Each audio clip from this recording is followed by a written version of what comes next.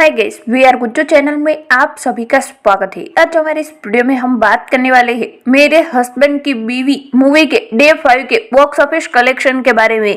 तो दोस्तों, इस मूवी को 21 फरवरी 2025 को सिनेमा घरों में रिलीज किया गया है, तकरीबन 2000 स्क्रीन पर इंडिया में। और इस मूवी के बजट के बारे में बात की जाए तो उनको तकरीबन 60 करोड़ के बजट पर बनाया गया है। और इस मूवी की स्टारकास्ट की बात की जाए तो इसमें अर्जुन कपूर, भूमि पेडनेकर और रकुल प्रीत सिंह जैसी बढ़िया सी स्टारकास्ट देखने को मिली है। इस मूवी को पब्लिक और क्रिटिक्स की ओर से पॉजिटिव रिव्यू मिल रहे हैं। इसी के साथ इस मूवी को डायरेक्ट मुदस्सर अजीज ने किया है और इस मूवी को प्रोड्यूस वासु भगनानी और जैकी भगनानी ने मिलकर किया है। ये मूवी एक रोमांटिक कॉमेडी मूवी रही है। ऐसे में इस मूवी के कलेक्शन के बारे में बात की जाए तो इस मूवी को डे 1 ओपनिंग डे पर 1 करोड़ 50 लाख रुपए की कमाई हुई थी। डे 2 को इस मूवी का कलेक्शन 1 करोड़ 70 लाख रुपीस आ रहा है।